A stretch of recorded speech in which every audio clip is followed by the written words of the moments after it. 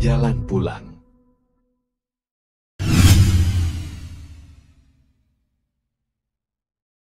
Bismillahirrahmanirrahim. Assalamualaikum warahmatullahi wabarakatuh.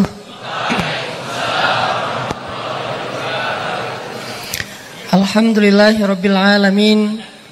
Hamdan katsiran tayyiban kama amar. Asyhadu an la ilaha illallah wahdahu la syarikalah. Wa asyhadu anna Muhammadan abduhu wa rasuluhu la nabiyya ba'dah. Allahumma salli wa sallim wa barik ala sayyidina wa habibina wa maulana Muhammadin wa ala alihi wa sahbihi ajma'in. Radina billahi rabba wa bi Muhammadin nabiyya wa bil islami dina. Rabbi syrah li sadri wa yassir li amri wahlul 'uqdatan min lisani yafqahu qawli. Sehat teman-teman semuanya? Terima kasih buat kesempatan yang sangat istimewa ini bisa ngumpul lagi dengan anak-anak muda Dresan Yogyakarta yang sebagian besarnya masih jomblo fisabilillah. Walaupun jomblo tapi tetap di jalan Allah.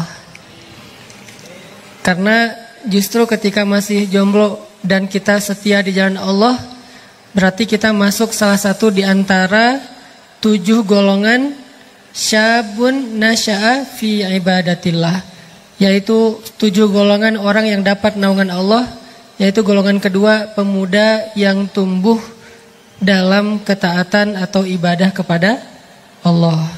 Soalnya taat ketika masih sendiri itu lebih rumit daripada taat ketika udah berdua. Kalau sendiri taat, gak ada yang dorong-dorong, gak ada yang ngebangunin tahajud, gak ada yang ngebangunin subuh. Bahkan kalau kita tidurnya sampai 3 hari juga gak ada yang bangunin. Tapi kalau udah berdua, gak bisa tidur. Gak usah dilanjut. Ya, jadi teman-teman, taat ketika sendiri tuh harus banyak yang dijaga. Jaga pandangan, jaga pikiran, jaga hati. Kalau udah berdua, pandangan gak perlu dijaga. Malah kalau memandang, berpahala. Pikiran gak perlu dijaga. Malah kalau nginget dia terus, berpahala.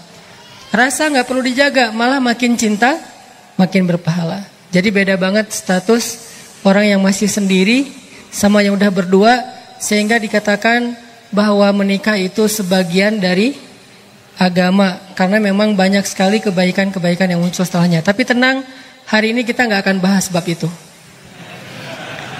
Saya lagi kalem. Trauma. Oke, teman-teman yang dirahmati Allah, hari ini kita akan bahas satu tema. Kalau dalam bahasa pesantren tuh dikenal dengan istilah as-siqah billah. Tema tentang as-siqah billah. Kalau dalam bahasa yang lebih santai mungkin istilahnya trust kepada Allah SWT. Percaya atau yakin kepada Allah Subhanahu wa ta'ala. Tema ini penting banget, dia termasuk salah satu di antara tema-tema tentang akidah yang kalau dalam bahasa teori itu masuk dalam rububiyah, uluhiyah, asma, sifat. Cuman saya tidak membahasnya dari angle istilah-istilah teoritis, tapi lebih kepada keseharian kita. Contoh-contoh daily yang sering kita alamin, gimana caranya kita ngejalanin hal-hal yang sulit dengan modal as-siqah billah, dengan modal trust sama Allah Subhanahu wa taala. Gimana caranya kita ngelakuin hal yang orang lain anggap mustahil dilakukan, modalnya cuman percaya sama Allah. Gimana caranya kita berani ngambil pilihan hidup yang rumit, yang sulit, yang gambling, tetapi yang kita pilih itu adalah pilihan yang Allah ridhoi, sementara orang lain takut mengambil pilihan itu, dengan modal as-siqah billah, percaya kepada Allah.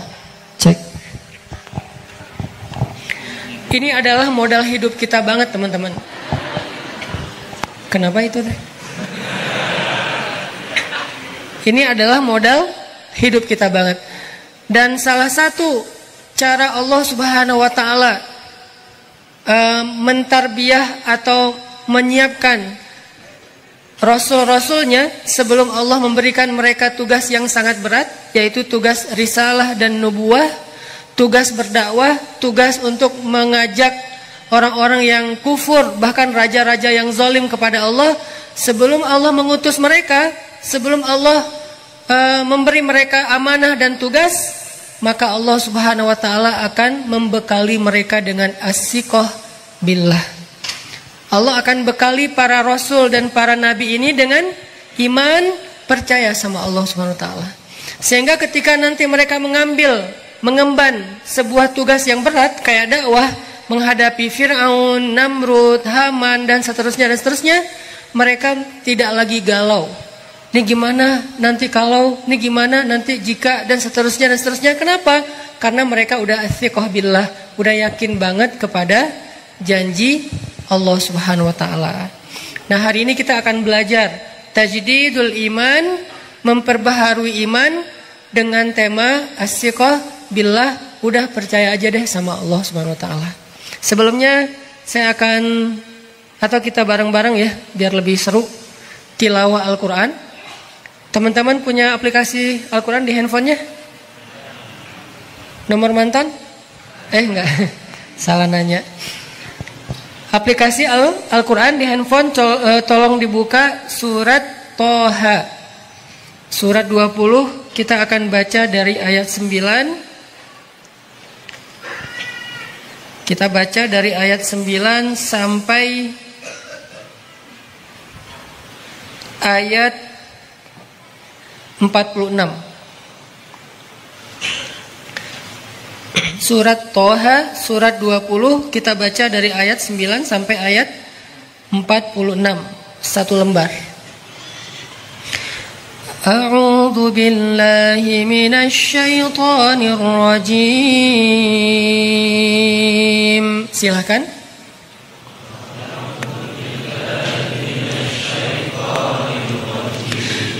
Bismillahirrahmanirrahim.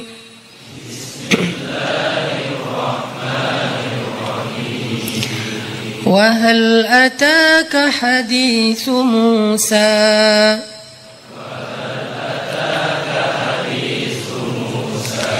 إذ رأى نارا فقال لأهلهم كثوا إني آنست نارا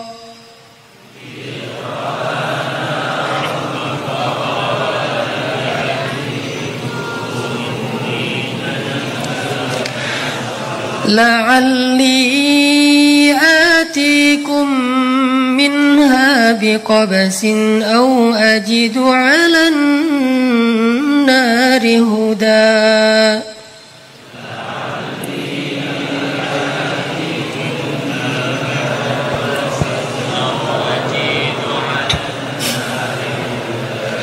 فلما أتاها نودي يا موسى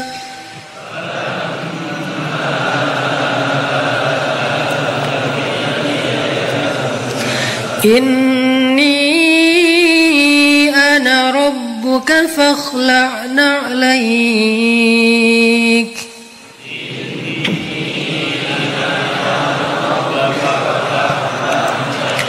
إنك بالواد المقدس طوى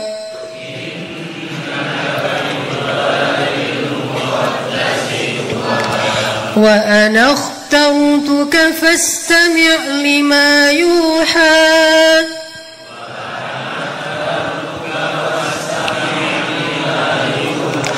إنني أنا الله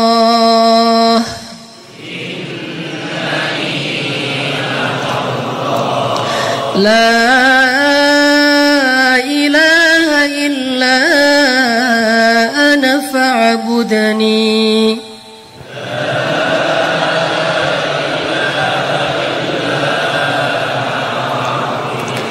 وأقم الصلاة لذكري إن الساعة آتية أكاد أخفيها لتجزى كل نفس بما تسعى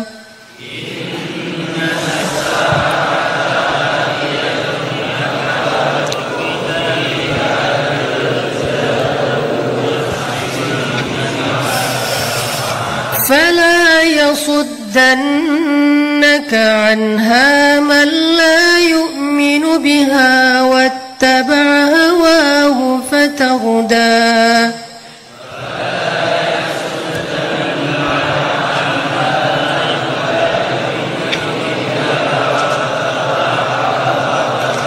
وما تلك بيمينك يا موسى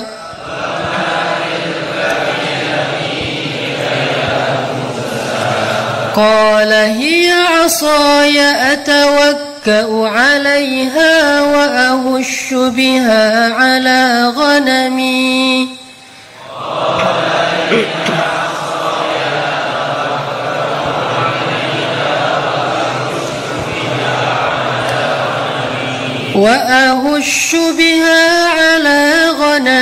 ولي فيها مآرب أخرى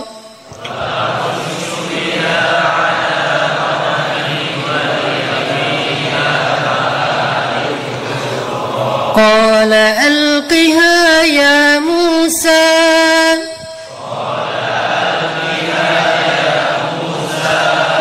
فألقاها فإذا هي حية تسعى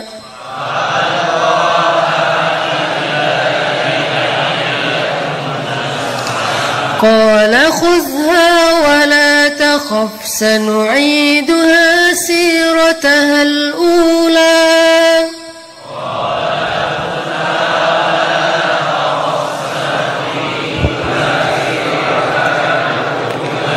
واضمم يدك إلى جناحك تخرج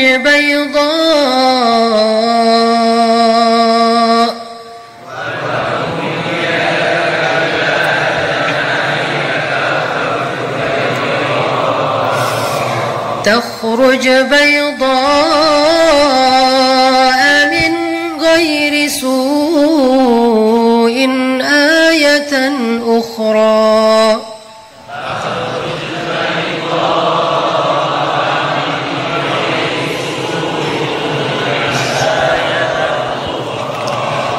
قال رب لنريك من آياتنا الكبرى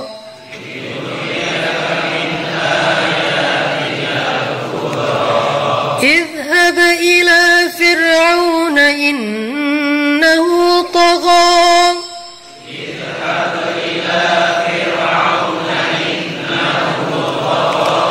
قال رب اشرح لي صدري ويسر لي أمري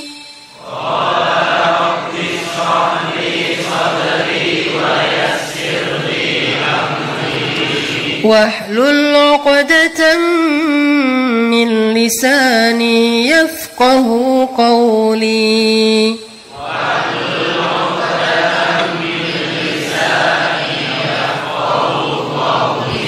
واجعل لي وزيرا من أهلي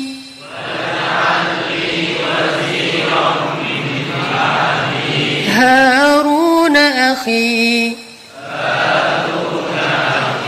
اشدد به أزري وأشركه في أمري كي نسبحك كثيرا ونذكرك كثيرا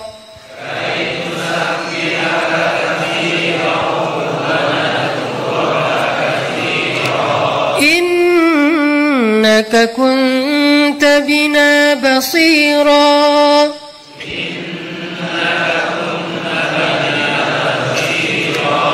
قال قد أوتيت سؤلك يا موسى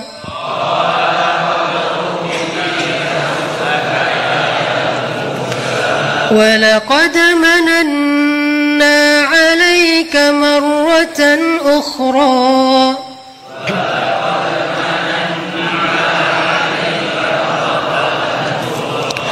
إذ أوحينا إلى أمك ما يوحى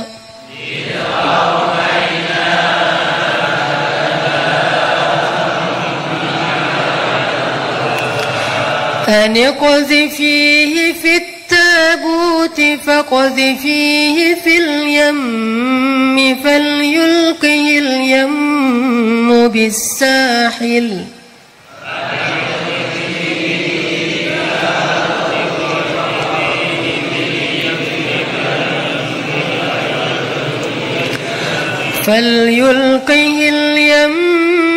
بالساحل يأخذه عدو لي وعدو له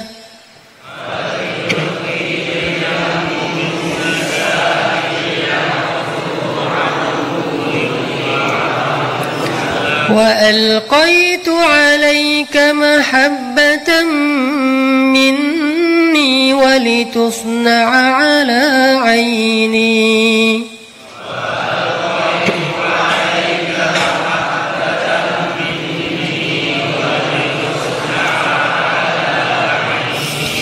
إذ تمشي أختك فتقول هل أدلكم على من يكفله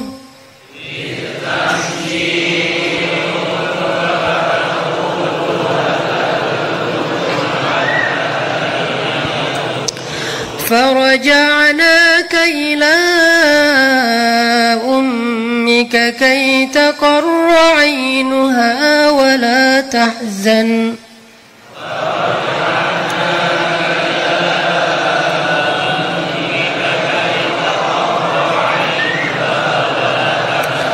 وقتلت نفسا فنجيناك من الغم وفتناك فتونا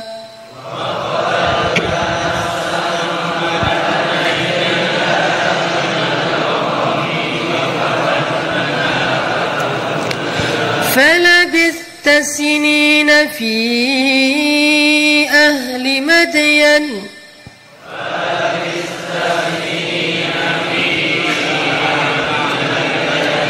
ثم جئت على قدر يا موسى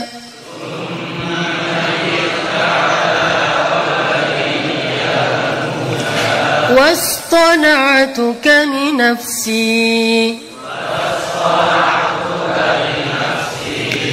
اذهب أنت وأخوك بآياتي ولا تنيا في ذكري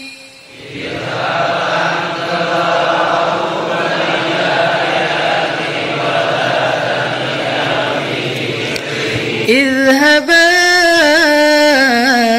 إلى فرعون إنه طغى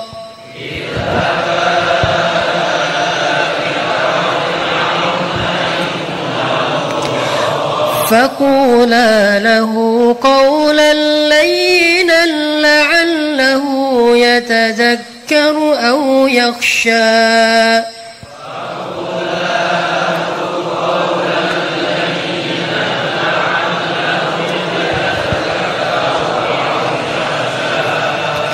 قالا ربنا إننا نخاف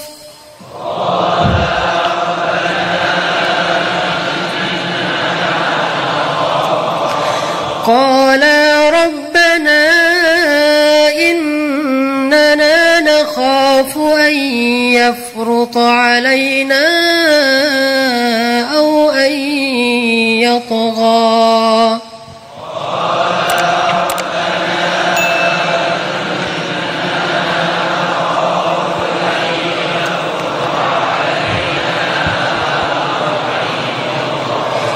قال لا تخافا إنني معكما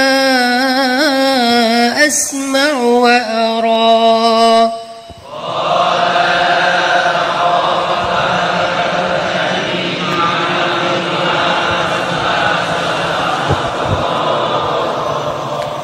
Sadaqallahul azim. Teman-teman yang dirahmati Allah Subhanahu wa taala, kita sering ngalamin satu pengalaman dalam hidup di mana kita kadang dimudahin urusan kita karena ada seseorang yang bisa memotong banyak birokrasi. Kadang kita ketika misalnya kayak saya nih, karena ada beberapa acara di luar kota, pasti ustadz-ustadz yang lain yang mungkin lebih terkenal ngalamin lebih dahsyat lagi perlakuannya. Kemudahan ketika di bandara misalnya. Jadi pernah beberapa kali karena jadwalnya terlalu padat, akhirnya teman-teman banyak yang mencoba untuk ngebantu. Salah satunya adalah komunitas teman-teman pekerja di bandara yang udah terbentuk itu, salah satunya di Bandara Surabaya. Mereka bikin komunitas di antara pekerja bandara itu untuk nge-LO-in para ulama atau ustadz yang lagi transit ataupun ada acara di Surabaya. Jadi mulai dari pintu pesawat udah dijemput sama mereka. Harusnya kan jemputnya di luar ya. Ini jemput sama panitia ke pintu pesawat. Udah gitu keluar dari situ, bagasinya, baggage tag-nya langsung diambil oleh panitia. Jadi panitia langsung nyewa kayak porter gitu, ngambilin bagasi. Ustadznya langsung masuk ke mobil.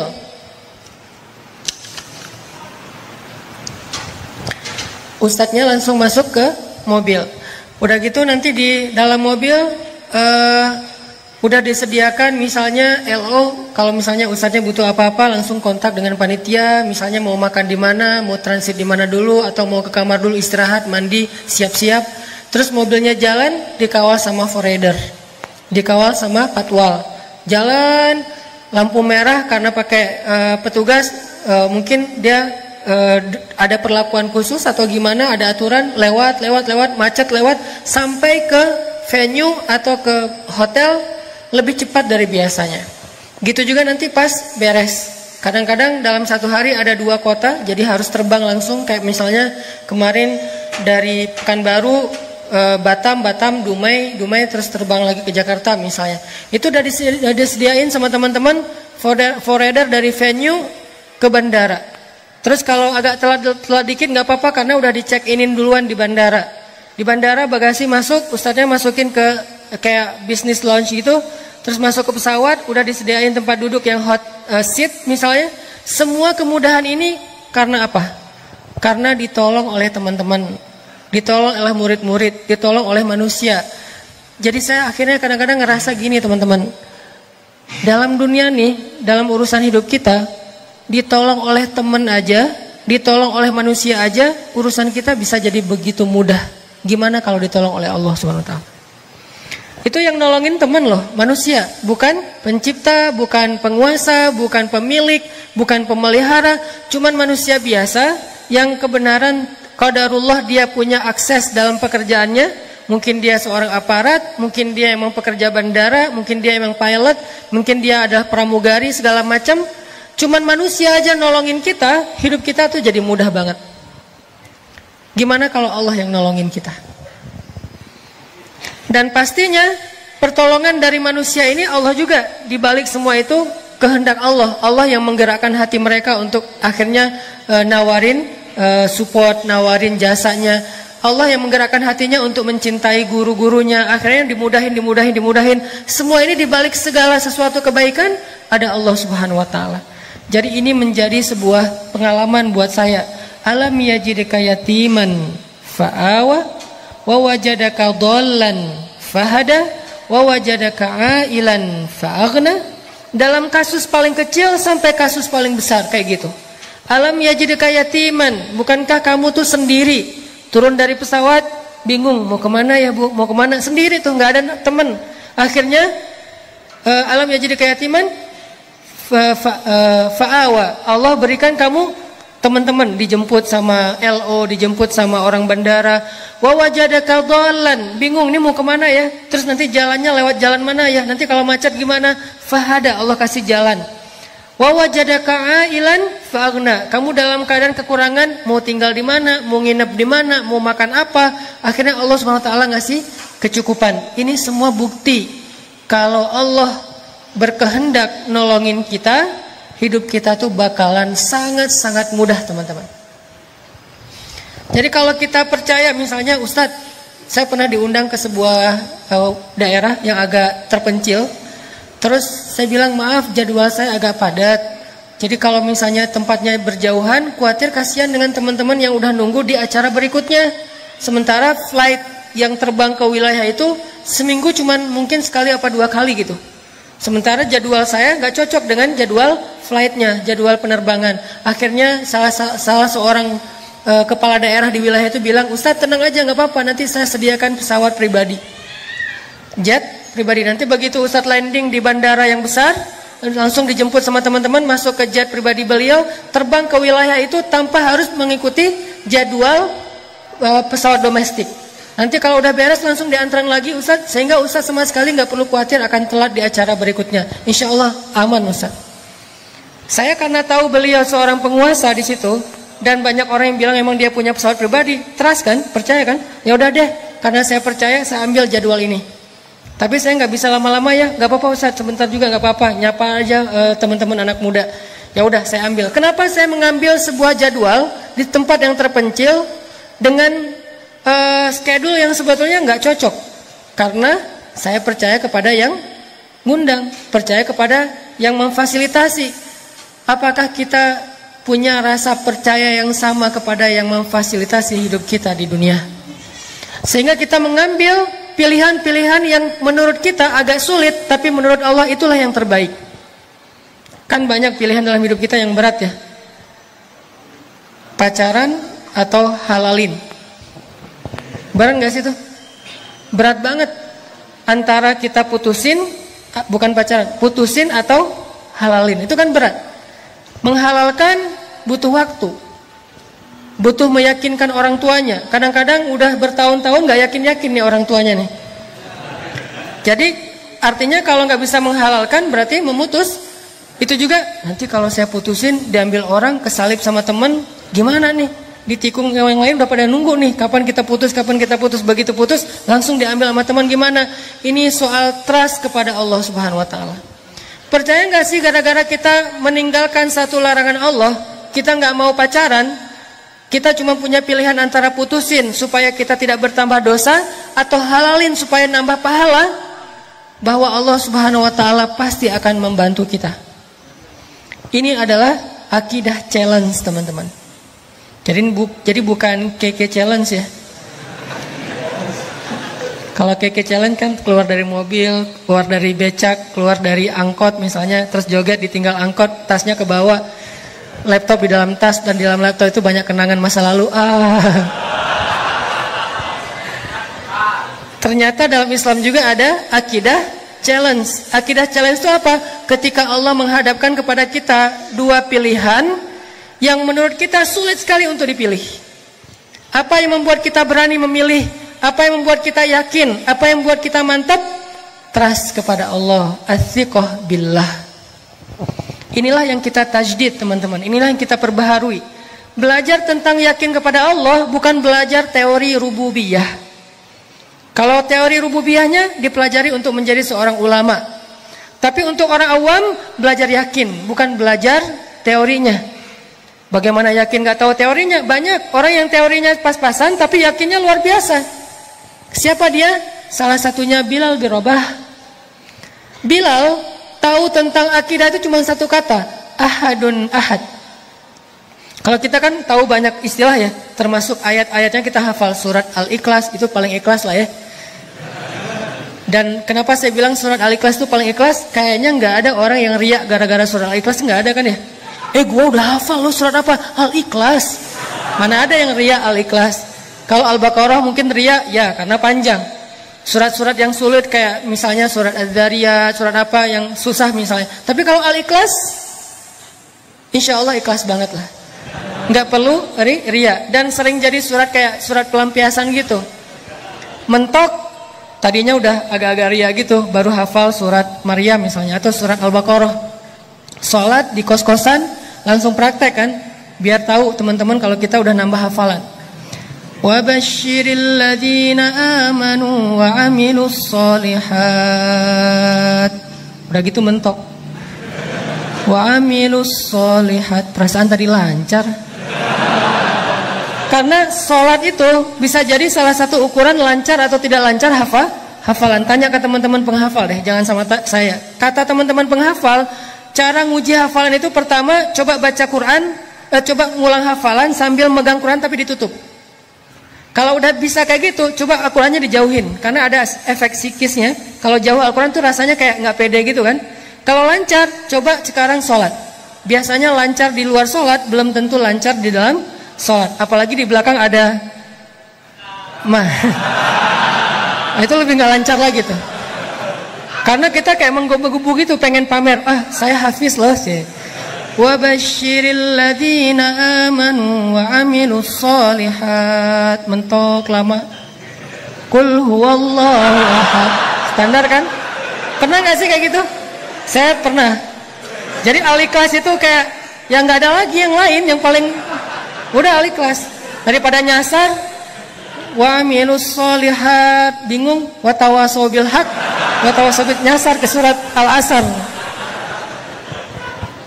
Jadi kita tuh hafal Al-Ikhlas, hafal Al-Muluk, hafal Ar-Rahman, hafal surat-surat tentang kebesaran Allah, ayat kursi, bahkan bukan cuma ayat kursi. 1 lembar setengah dari ayat kursi, Allah waliyul ladzina amanu au kalladzi marra ala qaryatin, tentang Ibrahim wa idh qala Ibrahim. Hafal semua tuh ayat-ayat tentang kebesaran Allah. Tapi kok masih ragu ketika Allah kasih pilihan hidup?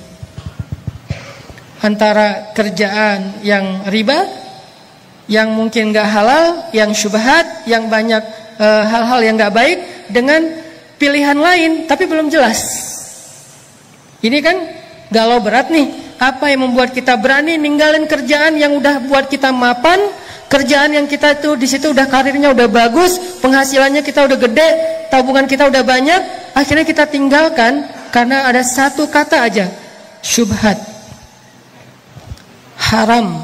Itu doang bikin kita astagfirullahaladzim, berarti saya nggak mau lagi deh. Walaupun kita yakin banget setiap bulan dapat gaji, dapat bonus, dan kita juga udah dapat kontrak di situ untuk sekian tahun. Nanti kalau kita pensiun juga dapat tunjangan kayak gitu-gitu. Kita tinggalkan mengambil satu alternatif kerjaan lain yang belum jelas hasilnya. Dagang misalnya, bisnis misalnya, atau freelance misalnya, atau jadi outsourcing di tempat yang lain misalnya, atau apapun lah yang belum jelas. Apa yang membuat kita berani mengambil pilihan yang berat itu? Athiqah billah. Padahal ada orang yang hafalan Al-Qur'annya udah banyak tapi masih galau memilih pekerjaan ini. Ada banyak orang yang hafalannya udah bagus tapi untuk maafin orang lain itu susah. Padahal Allah bilang, kalau kamu memaafkan saudaramu, wal ya'fu wal yasfahu, ala tuhibbuna ay yaghfirallahu lakum? Maukah kamu jika Allah mengampuni semua dosa-dosamu? Jadi kalau kita maafin teman kita, Allah bakalan maafin semua dosa-dosa kita. Kenapa susah maafin orang lain? Mungkin kita nggak yakin-yakin amat bahwa memaafkan itu untung, bahwa memaafkan itu keren banget, bahwa memaafkan itu di-like banget sama Allah, bahwa memaafkan itu bakalan dapat banyak sekali kebaikan dari Allah. Kita nggak benar-benar yakin, walaupun lisan kita bilang benar. Benar sih, kalau kita maafin orang, Allah akan ngampunin dosa kita. Tapi kata tapi inilah yang menandakan bahwa kita belum jujur mengatakan benar. Kita baca Al-Quran, selalu kita tutup dengan kalimat apa? Shadaqallahul azim. Itu kalimat tasdid, kalimat pembenaran, bukan kalimat penutup. Karena setelah baca Shadaqallahul azim masih boleh ngaji nggak? Lo kok baca lagi, kan tadi udah Shadaqallah. Emang nggak boleh. Bahkan kita boleh bilang Shadaqallahul azim setiap ayat.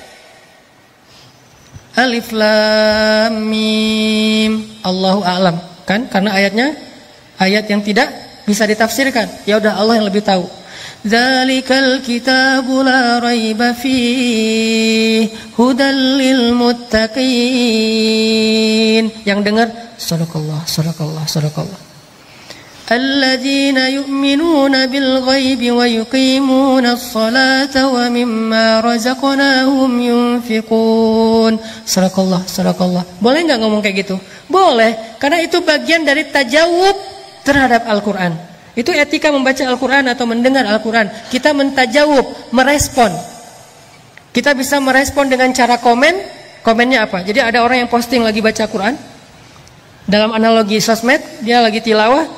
Dia baca Qul huwallahu ahad. Kita komen Sadaqallah. Kita respon, like. Kita repost. Masya Allah ya, Allah luar biasa ya, Allah maha kuasa, Allah segala macam. Kita ngerespon, itu namanya tajawub. Dari kata jawab, menjawab, merespon, atau aktif mendengarkan Al-Quran. Termasuk kita bilang Sadaqallah, Sadaqallah, Sadaqallah. Boleh. Jadi kalau ada orang yang dengerin kita tilawah terus dia bilang Sadaqallah, dia bukan lagi nyindir supaya kita cepat-cepat selesai. Kita baru baca Alif Lam Mim, Sadaqallah. Lo gak senang denger bacaan gua? Jangan baper dulu, karena dia lagi tajawub. Dia lagi ngerespon ayat yang dia dengar. Nah, kadang ada orang yang mengatakan Sadaqallahul Azim atau bahkan ditambah Sadaqallahul Aliyul Azim. Luar biasa kan kalimatnya? Tapi begitu ayatnya selesai dibaca, dia lupa dan bahkan dia tidak mampu mengamalkan ayat itu dalam hidupnya. Contoh, Ya ayyuhalladzina amanu la yaskharu qaumun min qaum asa ayyakunu khairan minhum. Sadaqallah, sadaqallah. Kita ngomongnya Sadaqallahul Azim. Tapi begitu kita nggak suka sama seseorang, kita nggak tahan untuk tidak membicarakan dia. Ijtanibu katsiran minadh-dhann. Jauhilah prasangka. Sebagian besar prasangka itu adalah dosa. Tapi begitu kita nggak serak sama seseorang, kayaknya nggak rela gitu untuk berbaik sangka kepada dia. Kenapa? Bukankah kita bilang Sadaqallahul Azim, Maha benar Allah? Jadi kalau Allah bilang jauhi prasangka, berarti benar, harus jauhi prasangka. Kenapa kita masih menganggap enggak kok, prasangka saya nggak salah, prasangka saya wajar, prasangka saya make sense banget, sangat masuk akal. Ini artinya kita nggak benar-benar Sadaqallahul Azim. Walaupun kita orang yang punya sakofah, wawasan tentang akidah. Jadi orang yang lulus dalam akidah challenge itu bukan orang yang hanya tahu teorinya, bukan orang yang hanya tahu wawasannya, tapi orang yang benar-benar mencoba untuk melatih teori dan wawasan yang sederhana itu menjadi iman. Dan iman at-taqwa hahuna, kata Nabi, tempatnya di sini. Ukurannya tuh di dalam hati kita. Kita yakin, believe, trust nggak sih sama Allah Subhanahu Wa Taala. Ketika dikasih pilihan, disitulah ujian kita. Makanya orang kayak Bilal, yang dia tahu tentang akidah cuman ahadun ahad. Ketika dia sholat ketahuan sama Umayyah bin Khalaf qadarullah, kemudian dia disiksa. Malah ketika dia disiksa itu kayak live streaming kalau di zaman kita tuh. Live streaming di YouTube, live streaming di Instagram, semua orang pada nge-view. Viewernya itu banyak banget, sekota Mekah viewernya. Kenapa? Karena yang lagi live streaming itu Umayyah bin Khalaf, salah satu tokoh selebgram Mekah. Sehingga Umayyah bin Khalaf lagi live, pada viewer gitu kan banyak. Terus ada yang komen, sambil nge-view dia komen gini, kasihan ya gitu. Terus yang lain nanya, siapa yang kasihan? Umayyah atau Bilal? Yang lain jawab, Umayyah, bukan Bilal. Pertanyaannya, kenapa orang yang nge-view live streaming Bilal disiksa itu malah kasihannya kepada Umayyah bukan kepada Bilal? Kenapa? Karena ternyata yang terlihat kepayahan bukan Bilal tapi Umayyah. Bilal yang disiksa, tapi yang kelelahan, yang kepayahan, yang keringatnya itu udah segede-gede gitu ya, itu Umayyah bukan Bilal. Yang terlihat hampir mengeluh dan berputus asa adalah Umayyah bukan Bilal. Bilal malah tangguh. Sebelumnya Bilal tidak dikenal sebagai seorang laki-laki yang tangguh, hanya budak biasa. Tapi tiba-tiba dia menjadi seorang laki-laki yang kata orang Quraisy lebih tangguh daripada gunung Uhud. Kenapa? Ahadun ahad. Itulah yang menguatkan Bilal. Kata ahadun ahad.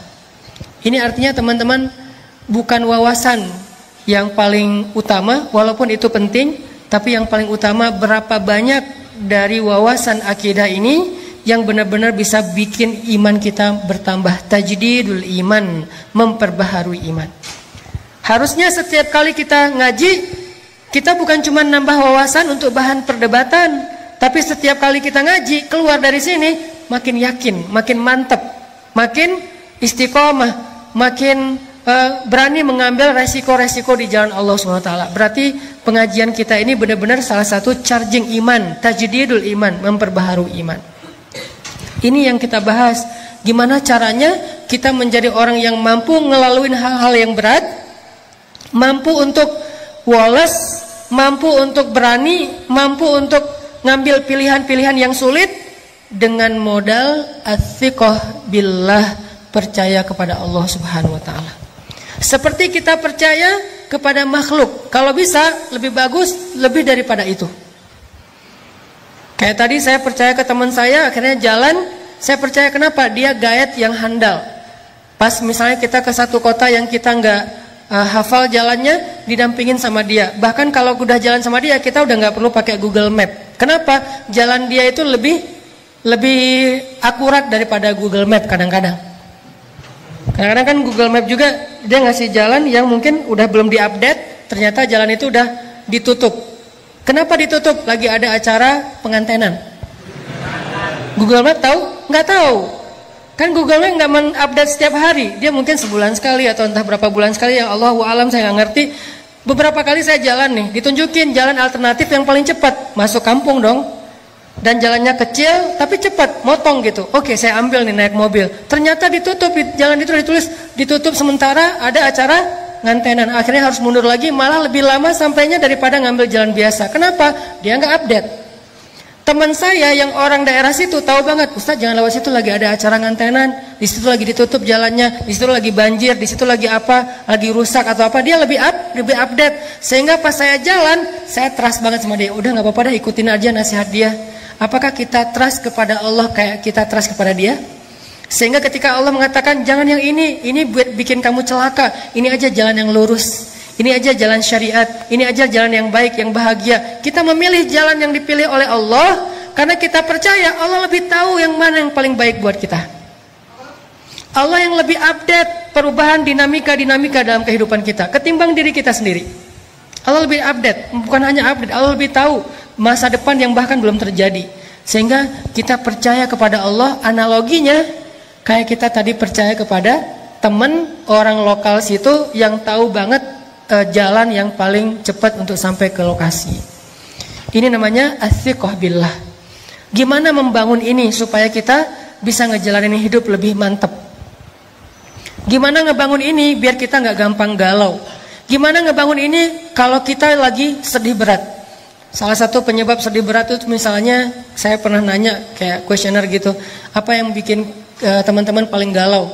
Salah satu jawabannya, yang bikin kita paling galau, musibah terbesar itu Ustadz, diputusin pas lagi sayang-sayangnya.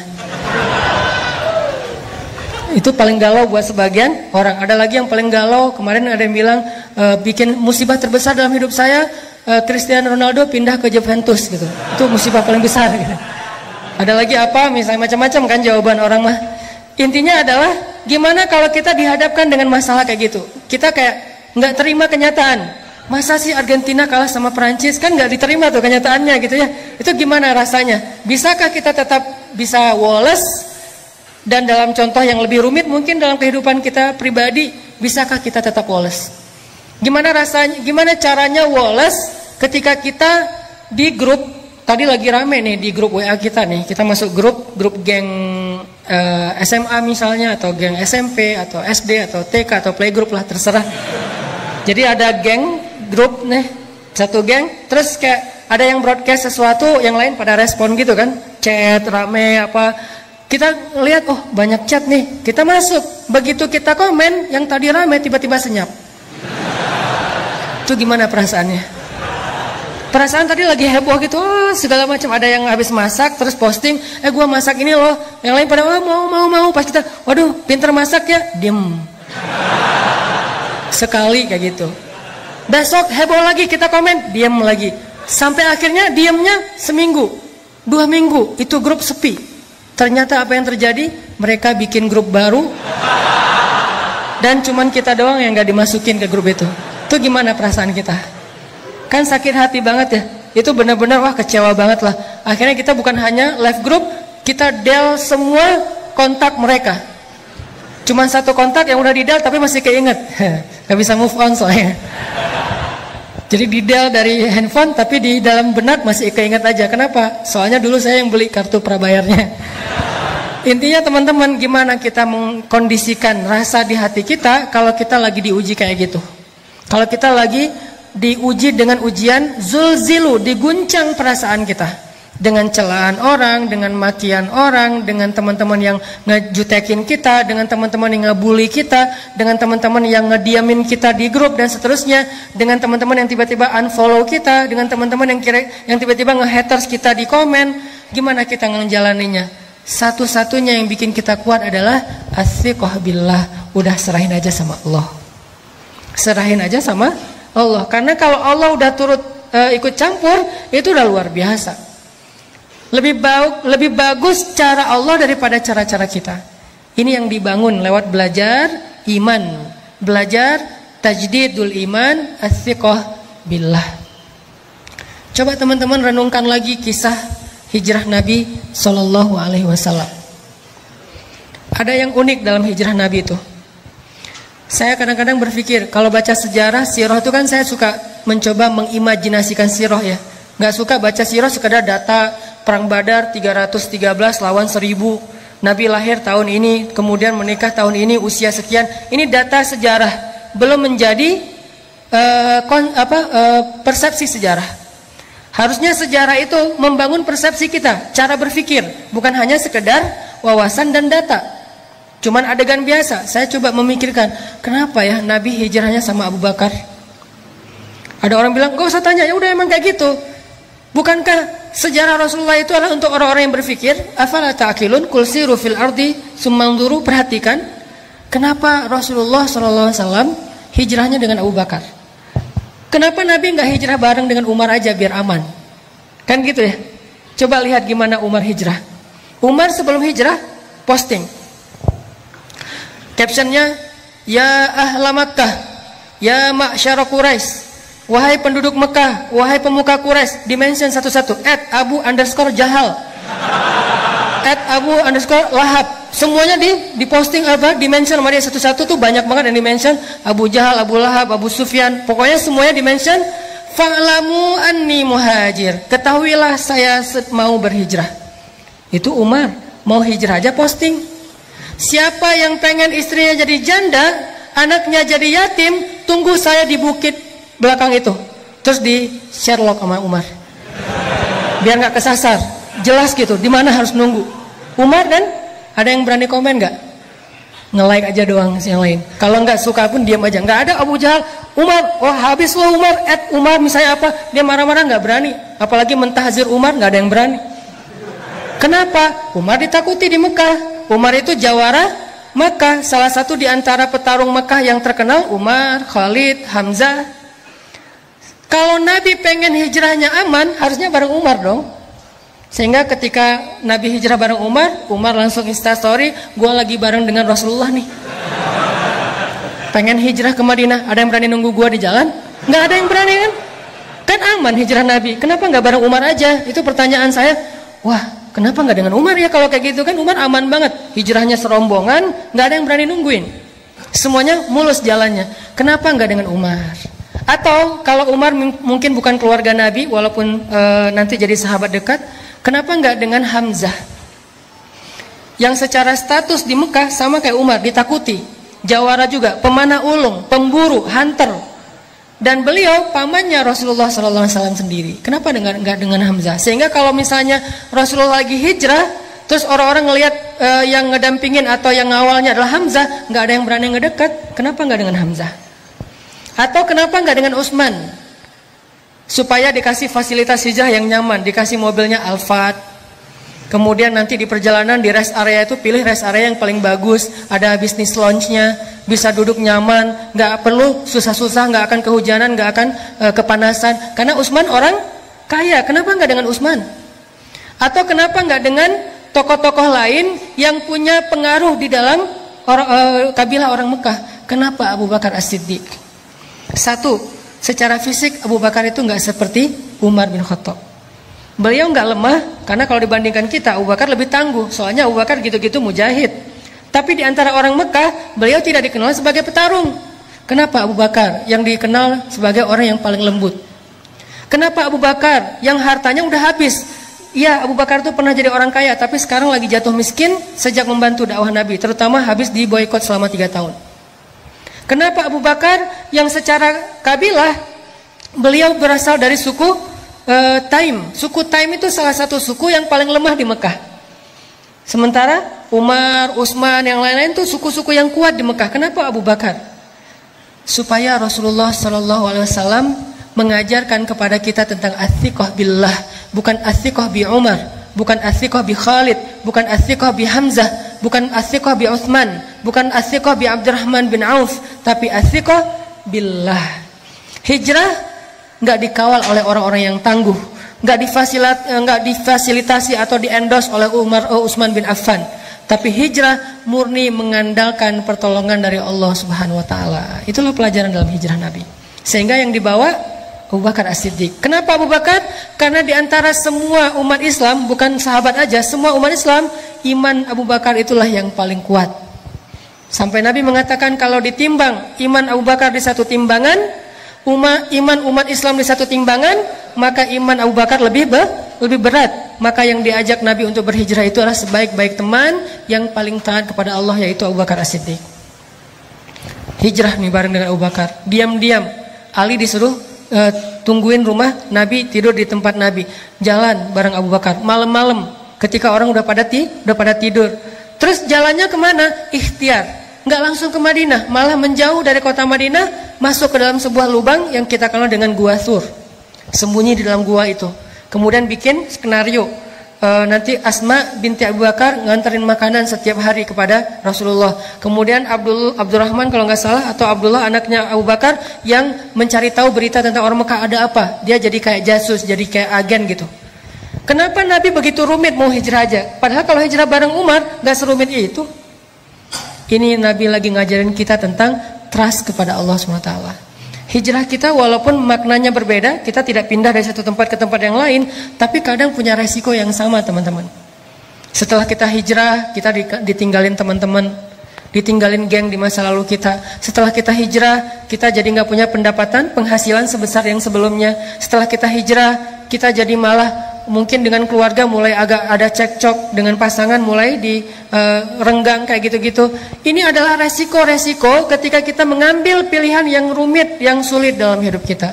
Apakah kita berani melakukannya karena athiqah billah, percaya kepada Allah? Ini yang dilakukan Nabi SAW.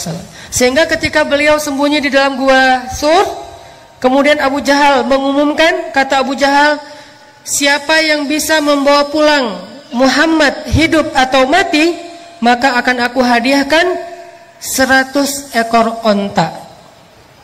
Kalau 1 ekor onta harganya 100 juta, berarti berapa? 10 miliar ya. Akan aku hadiahkan minimal nih, karena harga onta yang dipakai untuk ke luar negeri itu di atas 100 juta. Kalau yang 40 juta, 50 juta itu onta potong. Yang onta juga ada onta kampung, ada onta potong. Kalau onta potong harganya sekitar 40 juta. Kalau onta yang dipakai rihlah itu biasanya di atas 100 juta. Kebayang nggak? Siapa yang bawa pulang Muhammad hidup atau mati dikasih 10 miliar? Siapa yang nggak mau? Akhirnya semua pembunuh bayaran yang tadi ngelihat itu lagi trending topik di sosial media, mereka semuanya langsung bergerak. Tadinya pada nongkrong-nongkrong di tempat mereka masing-masing, ada yang minum-minum, tiba-tiba kata temannya, ada sayembara tuh, nangkap Muhammad hidup atau mati, terus hadiahnya apa? 10 miliar, semuanya bangkit. Serentak semua pembunuh bayaran di kota Mekah mencari Rasulullah SAW. Gimana rasanya? Dicari oleh pembunuh bayaran. Kalau ketemu, antara dibawa hidup ataupun dalam keadaan mati. Nyari. Salah satu pembunuh bayaran paling legend yang ada di Mekah namanya Suraqah bin Malik. Itu paling legend. Gimana legendnya? Gak ada yang gak kenal Suraqah. Kalau Suraqah udah muncul, pada kayak bisik-bisik, Suraqah, Suraqah, Suraqah. Kenapa? Saking legendnya. Suraqah dekat, ada yang foto diam-diam, wah gue bareng Suraqah. Padahal Suraqah juga gak tahu apa-apa gitu ya. Saking pengen nambah followers misalnya. Wah gue ketemu pembunuh bayaran yang paling legend. Kayak kalau selama ini mungkin ada beberapa yang dulunya pernah jadi ketua mafia, ketua geng, ketua preman di beberapa daerah, terus udah hijrah, udah taubat, dianggap sebagai legend kan, kadang-kadang wawancara gitu. Walaupun udah taubat, kalau dia datang ke sebuah warung kan langsung hening tuh warung. Kenapa? Wah ada fulan misalnya gitu kan ya, akhirnya pada kayak respect gitu, kayak segan misalnya. Itulah Suraqah, terkenal sebagai pembunuh bayaran paling legend di kota Mekah. Dia tahu jejak banget, dia pembaca jejak, dia bisa tahu nih jejak udah berapa lama ngelewat jalan ini. Kalau masih basah mungkin beberapa menit yang lalu. Kalau udah kering mungkin udah seharian. Berarti jarak mereka sekarang udah sekitar berapa kilo. Bahkan Suraqah bisa tahu jejak onta atau kuda yang di atasnya itu laki-laki atau perempuan. Orang dewasa atau anak-anak. Duduknya normal atau meronta-ronta sebagai tawanan perang. Dia bisa tahu jejaknya acak, hancur atau jejaknya rapih. Jadi kalau di atasnya meronta-ronta jejaknya agak acak gitu. Jadi dia bisa tahu banget. Dan kemana arahnya, sehingga kalau Suraqah udah keluar dari sarangnya, sulit untuk selamat dari pengejaran Suraqah. Itu sama lebih dahsyat daripada mungkin anjing pelacak atau siapa yang jago-jago kayak gitu. Ini Suraqah, wah Suraqah, heboh kota Mekah. Suraqah mencari Muhammad. Jadi trending topik di Twitter semuanya ngomongin Suraqah nyari Muhammad, Suraqah nyari Muhammad. Semua orang heboh, viral di mana-mana. Akhirnya Nabi dengan Abu Bakar sembunyi di dalam Gua Thur. Beneran, ternyata Suraqah akhirnya datang ke Gua Thur, berdiri bersama sekelompok para pemburu tepat di mulut gua, dan Nabi ada di bawah kaki mereka. Kalau mereka ngelihat ke bawah kakinya sedikit aja, udah ketahuan tuh Nabi dengan Abu Bakar di dalamnya. Waktu itu Abu Bakar galau. Gimana pun Abu Bakar soleh, beriman, orang yang siddiq, tapi beliau manusia. Sedikit-sedikit kadang-kadang muncul sifat manusianya galau. Abu Bakar bukan penakut. Abu Bakar tidak takut atas keselamatan dirinya. Abu Bakar takut akan keselamatan kekasihnya Rasulullah SAW. Sehingga Abu Bakar bilang, ya Rasulullah, gimana ini? Kalau nanti mereka ngelihat ke bawah kaki mereka, kita ketahuan, nanti Rasulullah ditangkap. Sementara mereka ada ratusan orang, semuanya senjata lengkap, dan itu pemburu bayaran. Mereka itu pembunuh, sementara kita nggak punya senjata apa-apa. Gimana ya Rasul, gimana? Kita cuma berdua, mereka banyak. Nabi dengan tenang menasihati Abu Bakar dengan kata-kata apa? Ya Abu Bakar, ma zannuka bisnain, Allahu salisuhuma. Ya Abu Bakar, kenapa kamu pikir kita cuma berdua? Bukankah Allah yang ketiga? Coba nasihat Rasulullah SAW. Ya Abu Bakar, ma zannuka bisnain, Allahu salisuhuma. Kenapa kamu berpikir kalau kita tuh cuma berdua, Abu Bakar? Kalau berdua oke, kita takut, tapi bukankah Allah yang ketiga? Baru Nabi mengatakan, la tahzan, innallaha ma'ana. Jangan khawatir Abu Bakar, Allah bersama kita. Seketika itu juga Abu Bakar tenang. Ala bidzikrillah. Ini arti dari ayat tersebut. Ala bidzikrillahi tatma'innul qulub. Bukankah ketika kita mengingat Allah hatinya harusnya menjadi tenang? Itu ciri orang yang beriman. Ketika kita galau, tenang aja ada Allah. Tenang, berarti masih beriman. Ketika kita ada sesuatu yang membuat kita khawatir, resiko atau ancaman, tiba-tiba kita bilang, ya udah deh, serahin aja sama Allah. Tenang, berarti dia orang yang beriman. Kenapa? Innamal mu'minun idza dzukirallahu wajilat qulubuhum wa idza tuliyat 'alaihim ayatuhu zadatuhum imana wa 'ala rabbihim yatawakkalun. Orang beriman kalau disebut nama Allah langsung tergerak hatinya untuk makin mantap. Wajilat itu hatinya bergairah kembali. Yang tadi itu udah kayak udah mau mati tuh, hatinya udah lemah, tiba-tiba bergairah lagi. Detak jantungnya udah mulai normal lagi. Kenapa? Ada nama Allah. Terus kalau dibacakan ayat-ayat nasihat, Misalnya la tahzan innallaha ma'ana, terus ayat yang lain tabarakalladzi biyadihil mulk dan seterusnya. Dia bertambah zadatuhum imana, makin yakin sama Allah. Hasilnya apa? Wa ala rabbihim yatawakkalun. Ya udah serahin aja deh sama Allah. Itu mukmin. Sehingga Abu Bakar awalnya galau dikit terhadap keselamatan Rasulullah. Rasulullah mengatakan, "Ya Abu Bakar, ma dhannuka bisnain? Allahu salisuhuma." Kenapa kamu pikir kita cuma berdua, Abu Bakar? Kan ada Allah yang ketiga. La tahzan, innallaha ma'ana. Enggak usah khawatir Abu Bakar, Allah bersama kita. Langsung tenang Abu Bakar. Inilah teman-teman yang disebut dengan ats-tsiqah billah. Bisakah adegan ini kita terjemahkan dalam kehidupan kita sehari-hari?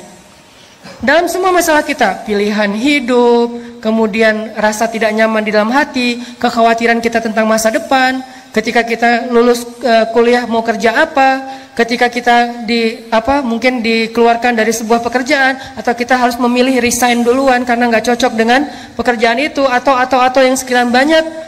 Apakah kita bisa diingatkan dengan nama Allah oleh seseorang, pasangan mungkin, teman mungkin? Kalau istri kita bilang, "Pah, gak usah khawatir, Allah tahu apa yang papa lakukan. Allah pasti bersama papa." Alhamdulillah, tenang jadinya ya. Teman kita bilang, "Udah tenang aja bro, serahin aja sama Allah." Alhamdulillah, saya serahin aja sama Allah. Itulah mukmin, dan itulah orang yang nanti di akhirat akan termasuk di antara 70.000 orang di antara hamba Allah yang masuk surga bi ghairi hisab wala azab. Masuk surga tanpa ada sidang, tanpa ada siksaan, langsung masuk surga. Manhum ya Rasulullah? Siapa mereka ya Rasulullah? Salah satunya selain orang-orang yang la yatatayyarun wala yaskun wala yastarkun wala yarkun dan seterusnya. Yang terakhir apa? Wa ala rabbihim yatawakkalun. Orang yang selalu berserah kepada Allah SWT. Ats-tsiqah, percaya sama Allah. Bisa nggak teman-teman kita kayak gitu dalam hidup kita? Seberapa kuat percaya kita sama Allah? Cara ngukurnya gini. Kalau saya ambil benda kayak gini nih, dalam keadaan normal, ini buah salak, saya lempar ke atas, ada nggak teman-teman yang masih berpikir buah ini nggak akan jatuh ke bawah? Kalau saya lepaskan ini, kira-kira ada yang berpikir nggak akan jatuh Ustaz, saya ragu itu bisa jatuh. Ada? Ada yang meragukan bahwa ini akan jatuh ke bawah? Tidak kan? Semua kita yakin yang namanya benda kalau kita lempar ke atas pasti jatuh ke bawah. Seberapa besar yakin kita terhadap benda itu pasti jatuh ke bawah? 90%? 100%? Sekarang coba bandingkan dengan yakin kita kepada Allah. Harusnya yakin kita kepada pertolongan Allah seyakin kita kepada benda yang kalau dilempar pasti jatuh ke bawah. Gak mungkin gak? Kalau bisa lebih dari itu lebih keren. Segitu aja tuh udah keren. Bisa nggak kita segitu yakinnya sama Allah? Tenang aja udah, kalau sama Allah beres. Kalau sama Allah gampang. Kalau sama Allah pasti bagus. Kalau sama Allah itu pasti ada jalan keluar. Kalau sama Allah itu pasti bahagia. Kalau sama Allah itu yakin. Saya yakin benda yang kalau kita lempar ke atas pasti jatuh ke bawah. Tidak ada satu ruang dan celah pun untuk ragu. Itu baru ats-tsiqah billah. Kalau kita udah ada di tahapan itu, kita akan melihat banyak sekali keajaiban-keajaiban Allah terjadi dalam hidup kita. Sampai ke tingkat seperti itu. Nanti kalau udah sampai di situ, baru kita latih lebih dari itu. Sehingga para sahabat radhiyallahu anhum, kalau Nabi nanya sesuatu kepada mereka, jawaban mereka selalu Allahu wa rasuluhu a'lam. Ada onta, misalnya Nabi nanya, itu onta berapa kakinya? Mereka ngelihat dengan matanya, kaki onta ada 4, tapi jawaban mereka apa? Allah dan Rasul lebih tahu berapa kaki onta. Kalau Nabi bilang 5, sadaqallahu wa rasuluh, benarlah Allah, benarlah Rasul. Kenapa? Saking yakinnya kepada Allah dan Rasul. Ini namanya ats-tsiqah. Dan ats-tsiqah inilah yang selalu menjadi modal kemenangan, kesuksesan, kebahagiaan, dan keberuntungan orang-orang yang beriman dalam banyak kesulitan. Dan salah satu kesulitan yang paling rumit itu adalah perang Badar yang direkam oleh Allah di dalam surat Al-Anfal. Sehingga surat Al-Anfal dikenal juga dengan nama Suratul Badar, surat perang Badar. Surat perang Badar. Sebelum Allah Subhanahu wa taala memberi kejutan-kejutan kemenangan dalam perang Badar, Allah pengen nguji dulu ats-tsiqahnya para sahabat kepada Allah. Coba teman-teman buka deh surat Al-Anfal biar kita nanti bisa ulang-ulang di dalam bacaan kita atau di rumah. bahwa surat ini adalah surat ngajarin kita tentang akidah challenge. Ini salah satu contoh akidah challenge di surat Al-Anfal. Coba lihat ayat 7. Coba lihat ayat 7. Surat Al-Anfal. Surat Al-Anfal itu surat ke-8 ayat 7. Ini akidah challenge nih di ayat 7. Ketika para sahabat dikasih pilihan sama Allah. Apa kata Allah? Wa idh ya'idukumullahu ihda ta'ifataini annaha lakum wa tawadduna anna ghayra dhati syawkati takunu lakum wa yuridullahu an yuhiqqal haqqa bikalimatihi wa yaqta'a dabiral kafirin. Ini akidah challenge. Apa artinya? Dan ingatlah kisah ketika Allah menjanjikan kepada kalian salah satu dari dua golongan yang akan kalian hadapi adalah bagian kalian.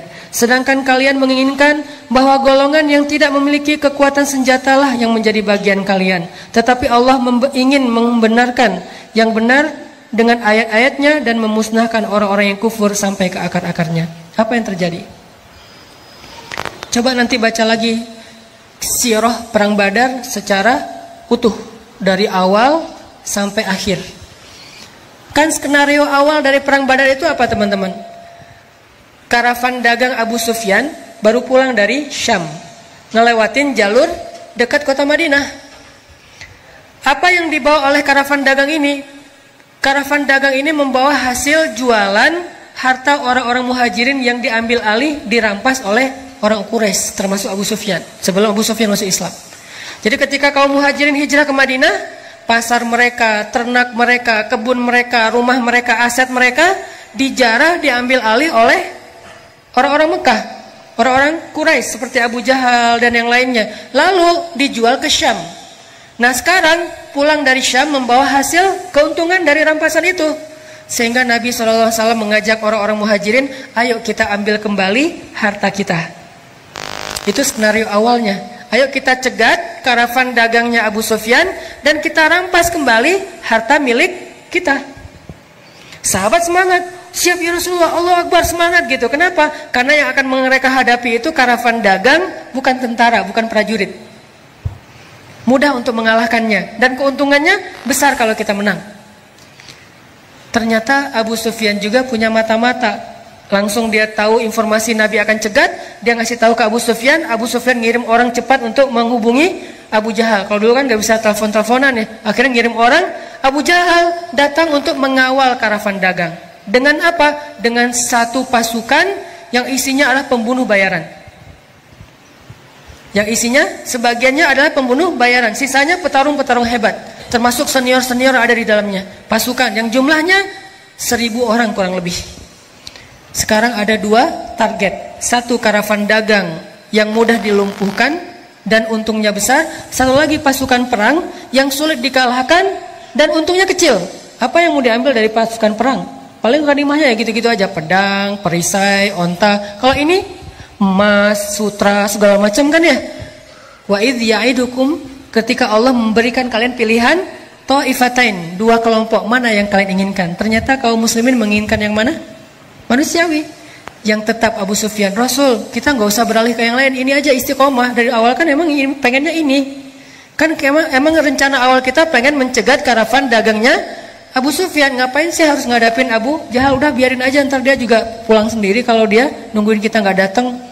Para sahabat memilih ini. Ternyata Allah memilih yang Abu Jahal. Disinilah kaum muslimin galau. Duh, ada yang kecewa. Coba baca ayat sebelumnya, gimana bentuk kegalauan mereka. Ayat 5.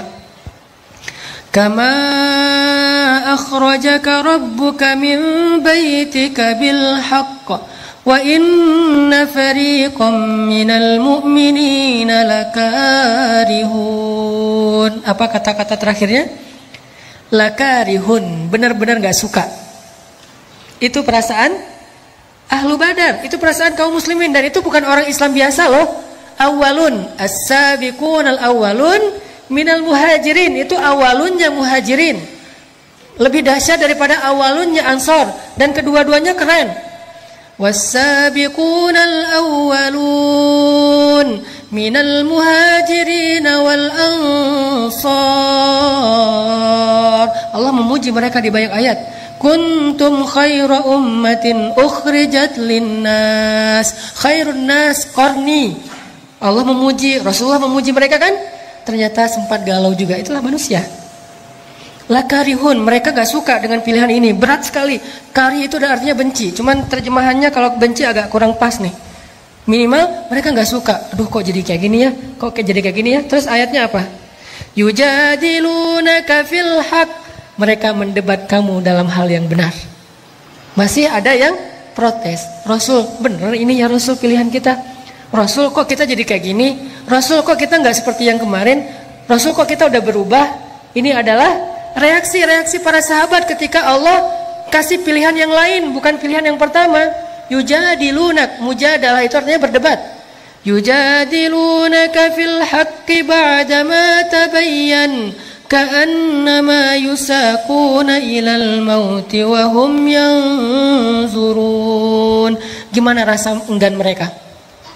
Mereka protes kepada Nabi, kemudian seolah-olah mereka seperti orang yang dihalau kepada kematian, dan mereka melihat malaikat kematian itu atau malaikat maut. Ini kan sebuah gambaran ya, gimana beratnya kaum muslimin terhadap pilihan ini.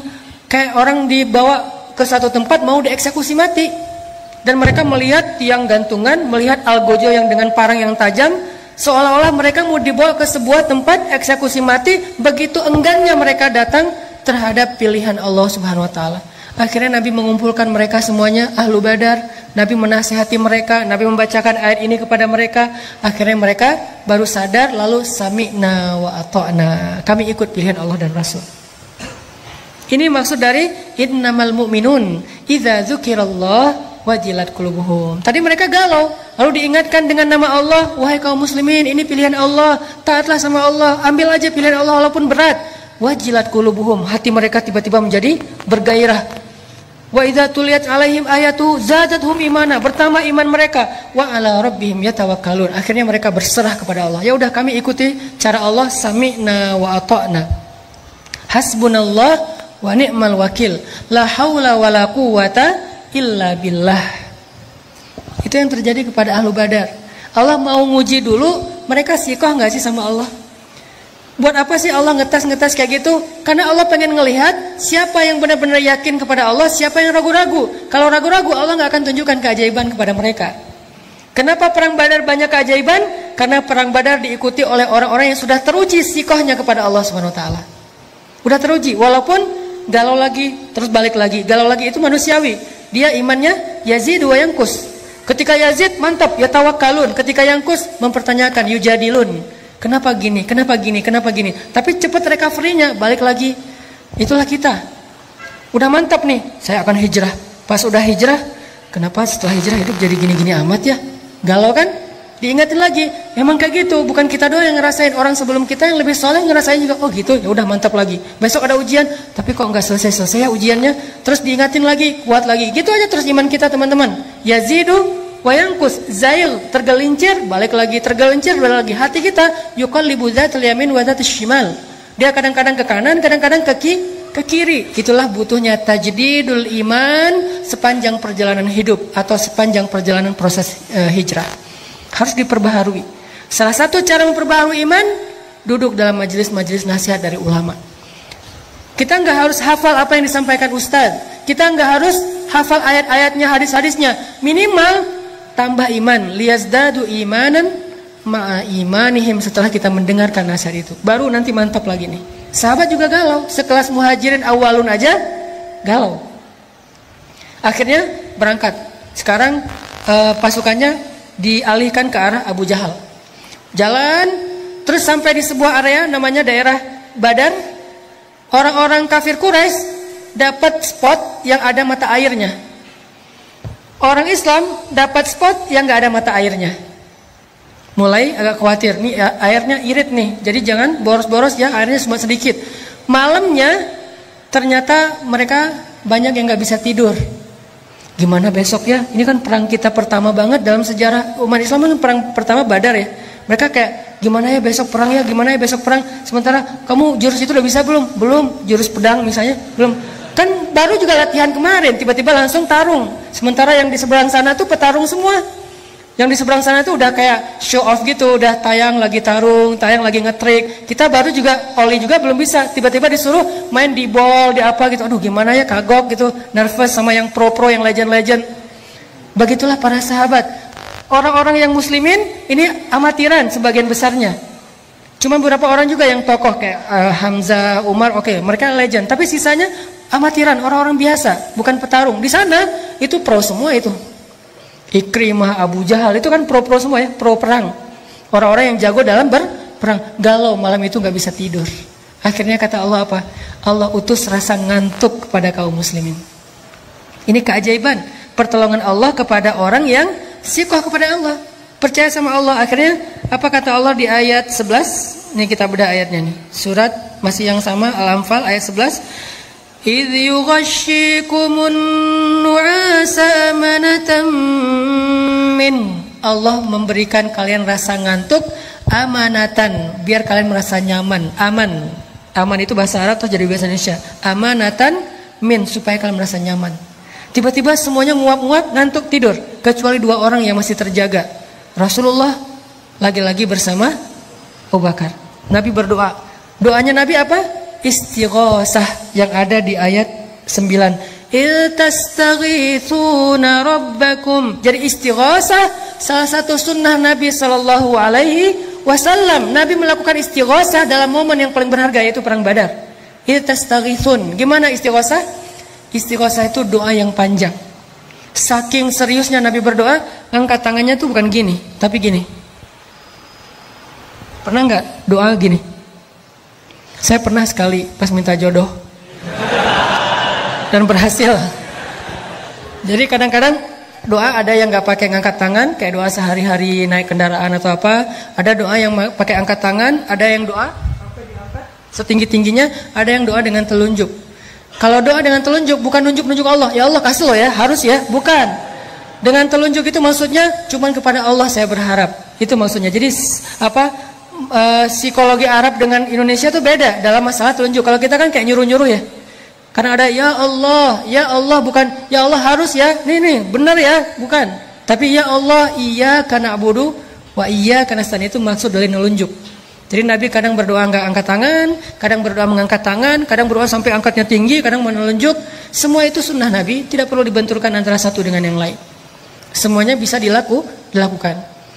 Dan waktu itu Nabi beristighosah, mengangkat tangan setinggi mungkin sampai rida beliau jatuh, diangkat lagi oleh Abu Bakar, jatuh lagi, menangis semalaman. Sementara sahabat semuanya tertidur pulas gara-gara Allah menenangkan mereka dengan ngantuk. Ini pertolongan. Jadi kalau kita serahin urusan kita kepada Allah, Allah akan nolong kita. Pertama yang ditolong apa? Jiwa kita. Ketika kita punya masalah, yang akan pertama Allah lakukan bukan diselesaikan masalah kita, tapi dikuatkan hati kita. Itu kalau kita percaya sama Allah. Sehingga orang di luar yang gak paham ngelihat, dia udah capek berdoa, masalahnya masih gitu-gitu aja, gak selesai. Dia gak tahu kalau dia ngadapin masalah itu mungkin dia udah KO dari awal. Tapi kenapa orang ini kuat? Karena Allah kuatkan hatinya. Itulah pertolongan Allah yang pertama. Jadi bisa dibilang UGD-nya. Jadi penanganan pertamanya ketika dimasukin ke UGD itu, kalau kita langsung diinfus, langsung kayak ada apa jantungnya atau diapain gitu, penanganan awal. Itulah yang dilakukan Allah ketika kita dalam keadaan darurat. Yang pertama ditolong itu adalah jantung kita. Gimana menolong jantung? Dikuatkan hati kita dalam menghadapi masalah itu. Bukan segera masalahnya selesai. Karena kayak kita sakit juga nggak langsung sembuh pas datang ke UGD sembuh, enggak. Tapi jantungnya diselamatkan dulu, nafasnya diselamatkan dulu, kemudian darahnya diselamatkan dulu. Nanti sembuhnya setelah seminggu. Tapi minimal dia udah ditolong gitu. Nah Allah juga nolong kita kayak gitu teman-teman. Di awal ketika kita percaya sama Allah, ya Allah saya lagi ada masalah, tapi Engkau lah yang maha kuasa atas segala sesuatu. Saya tenang ada Engkau ya Allah. Saya mengandalkan Engkau banget ya Allah. La haula wala quwata illa billah, hasbiyallahu wa ni'mal wakil. Udah, setelah itu Allah akan tolong hati kita. Gimana ditolong hati? Kalau dalam konteks surat Badar, mereka tertidur semuanya, tenang hatinya. Kita juga bisa gitu. Kadang-kadang kenapa ya akhir-akhir ini saya gampang ngantuk, soalnya habis diputusin. Jadi gampang ngantuk, itu cara Allah. Soalnya habis lagi banyak utang, jadi tidur aja kerjaannya. Soalnya misalnya lagi banyak yang ngebully, akhirnya dia gampang tidurnya nyenyak. Malah makin dibully makin nyenyak tidurnya. Kenapa? Sebelum tidur minum Neozep misalnya. Yang jelas tidur kadang adalah solusi dari Allah untuk hamba-hambanya, sehingga dia dibikin tenang. Salah satu yang dikasih solusi tidur siapa? Ashabul Kahfi. Allah tidurkan mereka. Ternyata yang ditidurkan itu bukan cuma Ashabul Kahfi, Ahlu Badar juga ditidurkan oleh Allah. Ini ayatnya. Idh yughashshikumun nu'asa amanatan min. Cuman tidurnya nggak sampai 300 tahun. Tapi pesan moralnya sama, tidur yang membuat mereka nyaman, amanatan, menjadi tenang mereka. Selesai sudah masalahnya? Belum. Setan juga nggak nyerah, teman-teman. Habis itu setan datang dalam mimpi mereka. Jadi tadi setan nggak bisa yuwaswis ketika mereka sadar karena Allah bikin mereka ngantuk. Sekarang setan yuwaswis ketika mereka tidur. Masuk dalam mimpi mereka satu-satu, setan. Kan setan itu ya majrad dam kan? Dia ngalir dalam aliran darah manusia. Dia bikin mimpi sahabat tuh jadi mimpi basah. Maaf. Akhirnya sebagian besar sahabat malam itu saking nyenyaknya tidur, bangun-bangun dalam keadaan janabah, junub. Mimpi basah. Siapa yang ngerjain itu? Setan. Kok usah nyalahin setan? Emang salah? Soalnya apa? Siapa suruh jadi setan? Satu-satunya suuzon yang berpahala adalah suuzon kepada setan. Dan satu-satunya husnuzon yang berdosa adalah husnuzon kepada setan. Ustaz, jangan salahin setan, kasihan. Setan gak ada apa-apa kok. Enggak, itu husnuzon kepada setan gak boleh. Harus suuzon. Kayak Yusha, muridnya Musa, ketika jalan touring bareng dengan Musa, mau nyari guru kan, Khidir. Terus tiba-tiba di tengah jalan, ikan yang dipegang sama Yusha berenang lagi, padahal udah mati. Terus Yusha lupa nyeritain itu ke Musa. Jalan pas udah lapar, Musa bilang, mana ikan kita? Aduh, saya lupa. Apa kata-kata Yusha di dalam ayat itu? Wa ma ansanihu illa asyaitanu an adzkurah. Tidak ada yang membuat saya lupa akan peristiwa itu kecuali setan tuh, kata Yusha. Apakah Musa bilang, kok kamu nyalahin setan sih, nyari kambing hitam deh? Enggak kan? Kenapa? Karena setan emang untuk disalahin. Jadi ketika ada dua orang, teman sahabat, cowok cewek dan bukan mahram ya, mereka salah satunya misalnya si cowoknya nelfon, aku anterin ya, jangan deh, aku tunggu jemputan aja, tapi lama nggak apa, aku anterin kok. Kamu nggak percaya sama aku? Bukan nggak percaya sama dia, nggak percaya sama setan. Jadi kalau kita menjaga hubungan kita jarak dengan lawan jenis, walaupun dia sahabat karib kita, ipar kita, sepupu kita, kita bukan nggak percaya sama dia, kita percaya banget sama dia, tapi kita nggak percaya sama setan. Itu analogi berpikirnya. Sehingga jangan sampai kita menganggap teman kita yang nggak mau jalan bareng kita, nggak mau semobil dengan kita, seolah-olah dia kayak ngeraguin kita. Bukan. Jangan suuzon dulu, jangan menjudge. Karena dia sangat yakin sama kita, sangat percaya sama kita, tapi dia sangat ragu kepada setan yang ada di antara kita. Sehingga dua orang yang sama-sama soleh bisa aja tergelincir, bukan karena niat buruk, tapi karena mereka memberi kesempatan kepada setan untuk menggoda mereka. Akhirnya setan datang, sahabat pada mimpi basah, janabah, pas bangkit dari tidurnya, mereka harus mandi junub. Sementara air kurang. Ini gimana nih, kita harus mandi junub tapi nggak ada air. Mulai galau yang kedua nih, galau yang ketiga, 3 kali galau. Gimana kita akan berperang? Katanya ini perang suci tapi kita kotor. Katanya kita akan menghadapi musuh sementara kita juga najis. Gimana ini, gimana gini? Galau berat. Akhirnya Allah turunkan apa teman-teman? Hujan. Luar biasa ya cara Allah nolong. Coba lihat ayatnya. Masih ayat 11. Wa yunazzilu 'alaikum minas samaa'i ma'an liyutahhirakum bih wa yudhhiba 'ankum rijzasy syaitan. Allah turunkan air dari langit sehingga para sahabat tiba-tiba langsung bisa mandi janabah di bawah hujan. Dan mereka bertakbir, Allahu Akbar, Allahu Akbar. Dan hujan itu anehnya lokal banget. Cuman di campnya para sahabat doang. Camp seberang tuh nggak hujan. Yang camp seberang gini aja. Kok di sana hujan sih? Yang di sini hujan, di sana kering. Itu kayak gitu banget cara Allah ngasih rezeki ya. Keajaiban ini muncul gara-gara dari awal mereka sudah lulus ujian athiqah billah. Jadi kalau kita memulai satu urusan kita dengan thiqah billah, udah serahin aja. Lika-likunya tuh Allah ya akan ngasih kejutan. Banyak banget kejutan-kejutan indah. Udah selesai di situ belum? Udah pada mandi, udah pada segar, malah lebih segar daripada sebelum tidur gitu ya. Udah segar banget. Pas mau menghadapi musuh, mereka ngelihat musuh ini tangguh-tangguh dengan, kan kaum muslimin dalam perang Badar yang pakai kuda itu cuma 2 orang kalau nggak salah, sisanya jalan kaki. Sementara musuh sebagian besarnya pakai kuda dan onta, pakai perisai, pakai baju besi, pakai pedang yang lebih panjang, lebih gede daripada kaum muslimin. Kan gentar juga nih ngelihat musuh yang gagah-gagah. Gagah-gagah juga ya. Akhirnya apa? Allah tolong lagi. Tiba-tiba pas mereka ngelihat ke langit, mereka ngelihat barisan cewek-cewek. Maaf, bukan barisan malaikat. Barisan malaikat berbaris di langit. Jangan lihat ke atas. Saya aja yang udah punya pasangan, insya Allah aman. Ntar gak dibukain pintu. Ternyata pas ngelihat ke langit, itu udah banyak barisan malaikat. Jadi menurut saya perang Badar yang paling benar itu logikanya bukan 300 lawan 1000. Karena kaum muslimin itu bukan 300 orang, 300 orang plus 1000 malaikat. Jadi perang Badar itu yang benar adalah 1300 lawan 1000. Karena ditambah malaikat. Sebetulnya satu malaikat juga cukup loh kalau kita mau berpikir logis ya.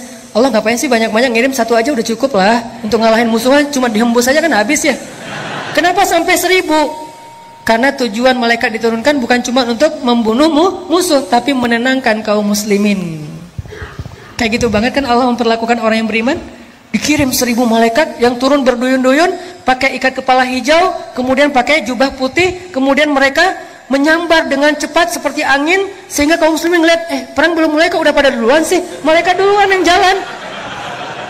Aktif banget nih malaikat gitu ya, luar biasa. Sehingga kaum muslimin ya udah deh ngopi-ngopi dulu kalau bahasa kita ya. Udah duluan nih malaikat aja kalau bahasa kita nih. Jadi intinya kayak gitu banget Allah memperlakukan kaum muslimin. Kenapa? Athiqah billah. Pokoknya udah serahin aja sama Allah, hidup kita bakalan nyaman banget. Didoain malaikat, ditolong malaikat, disupport sama malaikat, di like sama malaikat, di repost sama malaikat, di mention sama malaikat dalam analogi sosial media kita. Itu banget kalau kita percaya sama Allah. Tapi begitu kita athiqahnya berganti kepada logika, kita lebih yakin kepada hitung-hitungan matematika kita, maka hilanglah semua peluang kita untuk melihat keajaiban dalam hidup kita. Bisa dibilang perang Badar itu hampir kaum muslimin tuh nggak ikut perang.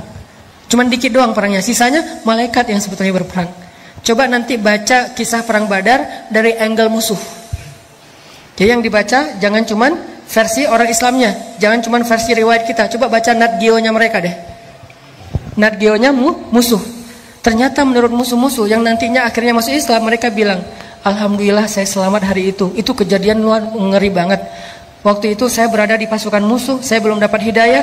Ketika kita akan berperang dengan kaum muslimin, yang kita lihat itu bukan kaum muslimin, tapi deretan makhluk yang memakai ikat kepala hijau. Mereka turun dari langit menyambar kami. Tiba-tiba saya menutup kepala dan mata saya hanya mendengar teriakan teman-teman saya yang dipenggal oleh para malaikat. Ketika saya membuka mata saya melihat tubuh teman-teman saya sudah terkapar di atas tanah. Itu kerjaan siapa? Bukan kerjaan kaum muslimin, malaikat. Kaum muslimin datang udah beres. Aduh, beres nih, diberesin sama malaikat. Kenapa? Athiqah billah. Percaya aja sama Allah, beres. Gak ada yang sulit kalau Allah udah ikut campur. Inilah pentingnya kita ngandelin Allah dalam masalah kita, dalam hidup kita, dalam hajat-hajat kita, dalam cita-cita kita. Saya punya cita-cita secara pribadi dalam urusan dakwah yang 3 tahun yang lalu orang menganggap itu berlebihan. 3 tahun yang lalu orang menganggap itu nggak mungkin. Salah satunya adalah gimana menghijrahkan teman-teman motor. Kalau dulu namanya geng motor, kalau sekarang udah jadi ormas. Gimana pemerintah juga nggak bisa segala macam. Alhamdulillah bukan karena saya hebat, karena Allah terlibat. Akhirnya Allah bujuk hatinya, Allah ikat hatinya, tiba-tiba mereka jadi senang kepada masjid, senang kepada ilmu, senang kepada taklim. Itu kenapa? Karena kita melibatkan Allah. Program pemerintah kalau nggak melibatkan Allah susah. Program sosial nggak melibatkan Allah susah. Gimana pun teorinya rumit. Pemerintah bikin regulasi apa segala macam untuk masalah sosial apa susah. Termasuk nanti mempersaudarakan 2 supporter bola yang sering tarung, itu nggak cukup dengan program pemerintah, Nggak cukup dengan program dari PSSI, nggak cukup dengan program Menteri Sosial, harus pakai program dakwah. Kenapa? Di dalam program dakwah lah Allah terlibat. Dan mereka semuanya punya hati, dan yang memegang hati mereka itu jemari-jemari Allah. Jadi kalau pengen hati mereka diikat, fa'allafa baina qulubikum fa asbahtum bi ni'mati ikhwana. Caranya gimana? Wal takum minkum ummatun yad'una ilal khair wa ya'muruna bil ma'ruf wa yanhauna 'anil munkar. Lewat dakwah itu keajaiban terjadi.